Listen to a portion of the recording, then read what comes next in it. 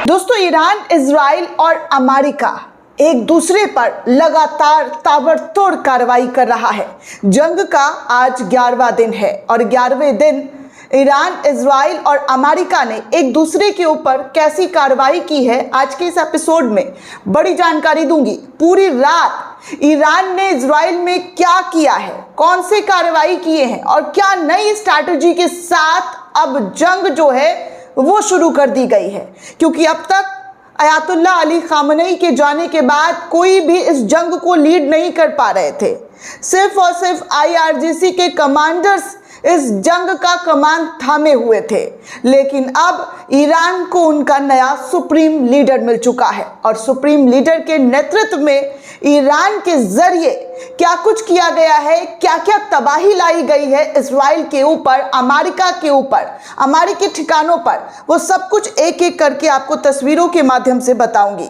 दरअसल दोस्तों, आप इस तस्वीर को देखिए, इस वीडियो को देखिए। ये वीडियो इस वक्त सोशल मीडिया पर खूब तेजी से शेयर किया जा रहा है और दावा किया जा रहा है कि मोसाद के प्रमुख जो हैं, जी हाँ, मोसाद के प्रमुख डेविड वार्निया को निशाना बनाकर ईरान के जरिए मार दिया गया है। ऐसी खबरें कुछ मिनट पहले आई है दोस्तों, जो मैं आपके सामने रख रही हूँ।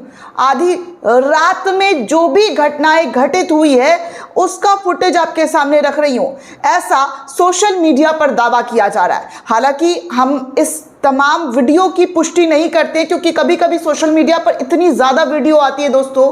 कल मैं देख रही थी कि नेतन्याहू के घर को जला दिया गया, आग लगा दिया गया, उनके परिवार के लोगों की मृत्यु हो गई, ऐसे ऐसे दावे किए जा रहे थे। हालांकि जब मैंने गूगल पर जाकर सर्च किया तो मुझे पता चला कि भैया ये तो फेक खबर है। अब आप सोचिए कि फेक खबर भी कई चैनल्स के जरिए दिखा दिए जा रहे हैं और दावा कर दिया जा रहा है कि भाई नेतन्याहू के घर को जला दिया गया, ईरान के जरिए अटैक कर दिया गया, मार दिया गया, ये कर दिया गया, वो कर दिया गया। पूरी, जी हाँ, पूरी खबरें जैसे ही चला दी जा रही है। कुछ व्यूज के चक्कर में गलत खबरें आप तक परोसी जा रही है। लेकिन उन तमाम खबरों से बचिए, उन तमाम चैनल से बचिए जो फेक फर्जी खबर आप तक पहुंचा रहे हैं चंद व्यूज पाने के चक्कर में। खैर दोस्तों, आपको बता दूं कि ऐसा दावा हो रहा है। हालांकि इन दावों का अभी तक जो पुष्टि है वो नहीं किया गया है। ईरान की तरफ से भी इस तरीके की बातें नहीं कही गई है, ना ही इजराइल ने इस खबर को जो है अभी खंडन करते हुए मतलब वो वेरीफाई नहीं किया है कि हाँ ऐसा कुछ हुआ है।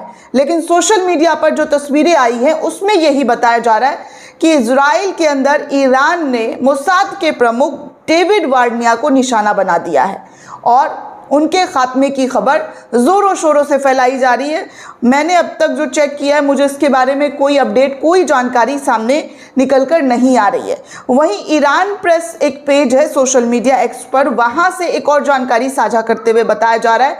खबरों के मुताबिक ईरान ने इजराइल की ओर मिसाइल दागी, जिसके चलते इजरायली हवाई रक्षा प्रणालियों को सक्रिय करना पड़ा और नुकसान या हताहत की संख्या के बारे में अभी कुछ भी जानकारी निकलकर सामने नहीं आई है।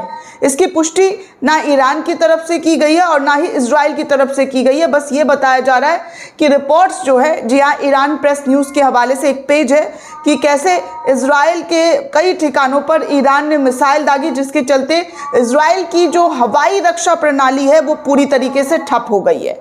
आगे आपको एक और तस्वीर दिखा दूँ, आप देखिए। अमेरिका डिप्लोमेट्स बहरीन, जी हाँ, बहरीन में भी लगातार ताबड़तोड़ ईरान के जरिए कार्रवाई की जा रही है और बताया जा रहा है कि खबरों के मुताबिक बहरीन में अब अमेरिकी राजनयिकों की मेजबानी करने वाला एक होटल को निशाना बनाकर सीधे तौर पर ईरान ने हमला किया है, जिसमें कुछ लोगों के घायल होने की खबर निकलकर सामने आई है। तो ये बहरीन के ऊपर लगातार और मिडिल ईस्ट में ईरान की कार्रवाई थमने का नाम जो है वो नहीं ले रहा है। लगातार बहरीन हो, सऊदी हो, UAE हो, कतर हो, जॉर्डन हो, इन तमाम मुल्कों में जो है अमेरिका के ठिकानों पर ईरान के जरिए ताबड़तोड़ मिसाइल दागे जा रहे हैं। हालत ये हो गई है कि अमेरिका को कई मिडिल ईस्ट में अपने बेस को खाली करना पड़ा है। मिडिल ईस्ट में तनाव बढ़ता जा रहा है और तमाम लोग जो वहाँ के हैं वो अमेरिका पर प्रेशर बना रहे और प्रेशराइज कर रहे हैं कि आप इस जंग को रोकिए। जबरदस्त तरीके से मिडिल ईस्ट के लोग भी अब इकट्ठा हो रहे सड़कों पर कि उनकी वजह से, अमेरिका की वजह से वहां के लोगों की जान खतरे में पड़ी है, जिसकी वजह से मिडिल ईस्ट के जो प्रिंस हैं, जो शासक हैं, उनके ज़रिए अब अमेरिका को दबाव बनाना शुरू कर दिया गया है। वहीं दोस्तों आपको बता दूं कि ये रात की तस्वीरें हैं जहां पर आप देख रहे हैं साइलेंसर से बताया जा रहा है, अनकन्फर्म न्यूज़ है लेकिन ब्रेकिंग न्यूज़ ये बताया जा रहा है कि कुछ घंटे पहले खबरों के अनुसार मोसाद के प्रमुख, जी हाँ, कई जगहों से इस खबर को दावा करते हुए, मतलब इन लोगों के पेज से, कि मोसाद के प्रमुख डेविड वार्निया को निशाना बनाकर ईरान ने मार दिया। यदि इसकी पुष्टि हो जाती है तो ये इजराइल के लिए एक बड़ा झटका होगा। आप समझ सकते हैं, जाहिर सी बात है कि उनके जो मोसाद, जो उनका सबसे खुफिया इंटेलिजेंस है, उनके प्रमुख की अगर हत्या हो जाती है या ईरान के ज़रिए इस काम को अंजाम दिया गया है तो ईरान के लिए बहुत बड़ी कामयाबी और बहुत बड़ी अचीवमेंट हो सकती है दोस्तों, क्योंकि दोनों देश अपने दुश्मनों को टारगेट कर रहा है, मार रहा है। और ऐसे में मोसाद के प्रमुख चीफ का अगर इस तरीके की खबरें सामने आ रही है, हालांकि इजराइल के ज़रिए अभी तक इस खबर को कोई भी, जी हाँ, किसी भी तरीके से कंफर्म नहीं किया गया है। जब आएगी खबर तो हम आपको बताएंगे, लेकिन जो अभी पूरी रात जो कार्रवाई हुई है उसमें जो जानकारी निकलकर अपडेट्स आए हैं वो आपके सामने दोस्तों रख रही हूँ। आगे दोस्तों एक और जानकारी, एक और खबर, ईरान द्वारा नेतन्याहू के पारिवारिक घर पर किए गए मिसाइल हमले में ये ऐसी ही खबर दोस्तों जो है निकल कर सामने आ रही है कि बेंजामिन नेतन्याहू का घर है, ये है वो है। हालांकि मैं इस खबर को पूरी तरीके से खंडन करती हूँ और आपको बता रही हूँ कि ये फेक खबर है। इजराइल के ज़रिए इस खबर को पूरी तरीके से गलत ठहराया गया और कहा गया कि ऐसा कुछ भी नहीं हुआ है। फेक न्यूज़ लगातार, जी हाँ, लगातार फैलाया जा रहा है, जिसकी वजह से लोग जो है समझने लग जाते हैं कि ऐसी चीज़ें हुई होंगी।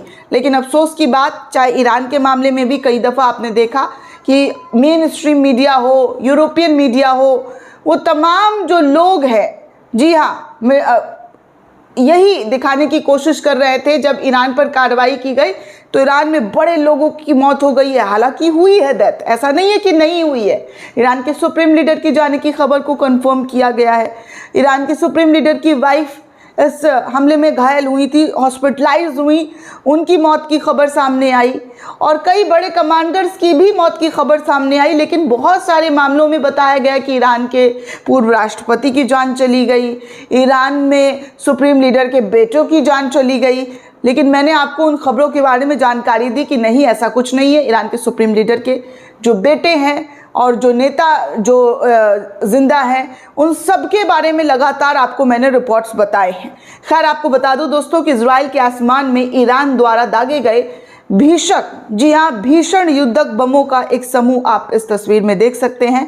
ईरान की स्ट्रैटेजी अब चेंज हो चुकी है। ईरान के नए सुप्रीम लीडर इस जंग को नई दिशा में ले जाने के लिए नए टेक्नोलॉजी का इस्तेमाल कर रहे हैं, जो कि आप आसमान में देख सकते हैं कि भयंकर तबाही लाने वाला ये जो ईरान के द्वारा भीषण युद्ध बम है वो इजराइल की तरफ भेजा जा रहा है। बाकी हाइफा शहर में आप देखिए कि किस तरीके से मिसाइलों की बौछार नज़र आ रही है। एक नहीं, दो नहीं, बल्कि बड़ी तादाद में एक साथ मिसाइल जो है हाइफा शहर पर गिरता हुआ नज़र आ रहा है। ऐसे विजुअल सामने आ रहे हैं।